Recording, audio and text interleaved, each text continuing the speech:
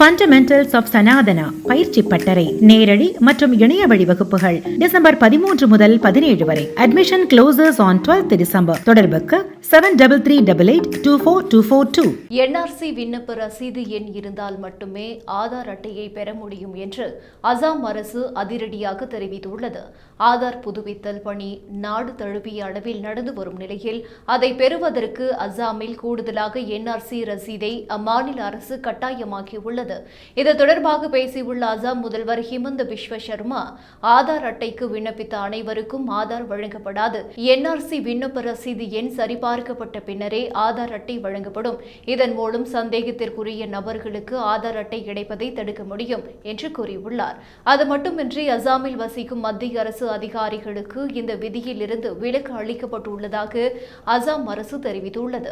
அதேபோல இஸ்லாமியர்களின் மக்கள் தொகை அதிகமாக உள்ள மாவட்டங்களில் அந்த மாவட்ட மக்கள் தொகையை விட ஆதார் அட்டை வைத்திருப்பவர்களின் எண்ணிக்கை அதிகமாக உள்ளதை அடுத்து ஆதார் பதிவுக்கு மிகவும் கடுமையான சரிபார்ப்பு செயல்முறை அமல்படுத்தப்பட்டுள்ளது.